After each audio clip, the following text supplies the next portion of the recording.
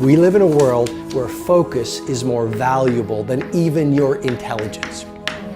How many hours a day you waste, or how many hours a week you waste. And the classic answer is something like 4 to 6 hours a day. You know, inefficient studying, watching things on YouTube that not only do you not want to watch, that you don't even care about, that make you feel horrible about watching after you're done. That's probably 4 hours right there. You know, you think, well, that's 25 hours a week, it's 100 hours a month, that's 2.5 full work weeks, it's half a year of work weeks per year. And if your time is worth $20 an hour, which is a radical underestimate, it's probably more like 50 if you think about it in terms of deferred wages. If you're wasting 20 hours a week, you're wasting $50,000 a year.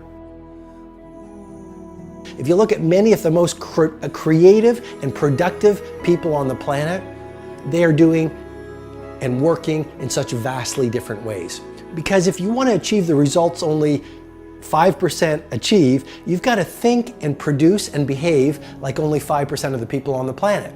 And the best people on the planet in terms of creativity and productivity are not spending their finest hours addicted to distraction. They are doing work that matters.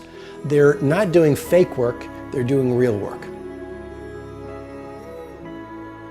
And so if your life isn't everything it could be, you could ask yourself, well, what would happen if you just stopped wasting the opportunities that are in front of you? You'd be, who knows how much more efficient? 10 times more efficient, 20 times more efficient. That's the Pareto distribution. You have no idea how efficient people get. It's off the charts. It's a constant storm to try to figure out what you're about, and you change. At 26, you're all about the hustle, you're gonna be a billionaire, this and that, and then you go to the bar one night and you fall in love. And it changes what you care about, right? And then you have a child, and then this happens, and then that happens. Things change. You just have to always consistently try to figure out what's driving you, and not because other people are watching, and not because that's what your dad wants, and not because that's what you said was gonna happen, and it doesn't look like it, and your family's gonna judge you. You just have to be as real with yourself as possible, and that is a very difficult struggle, but when you're not, you create enormous vulnerability and unhappiness. A lot of us get to work and we spend our best hours on our least important activities. We get to work and we start checking our social feed. We get to work and we check our text. We get to work and we chit chat at the water cooler about the latest TV show that we watched last night. And research has shown that the morning hours are when you have the most focus, when you have the most energy, and when you have the most willpower. And so you want to use that first 90 minutes, you know, that is game time, that's show time. It's more like you should understand how much potential there is within you to set that straight.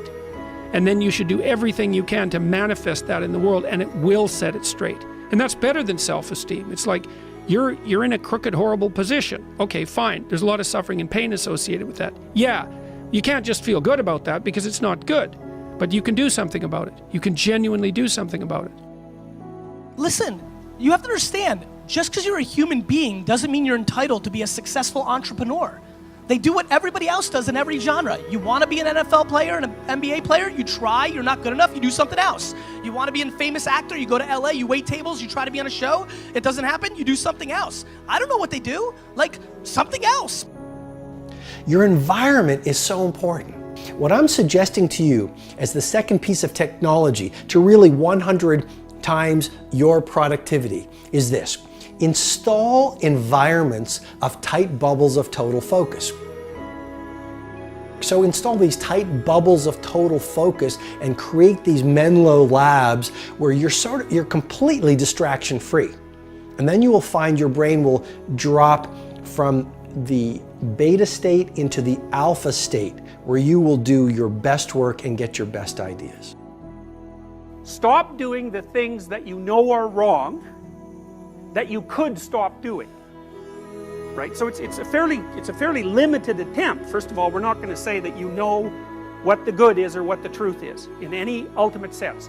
But we will presume that there are things that you're doing that for one reason or another you know are not in your best interests. There's something about them that you just know you should stop.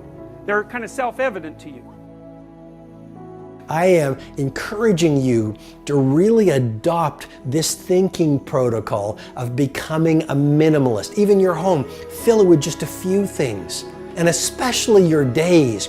Focus, focus, focus on just those few priorities that when you roll up your sleeves and go deep in them and invest what I call the trinity of your assets, your focus, your energy, and your willpower on those few things, they will allow you to birth art into the world, which will allow the world to call you world class.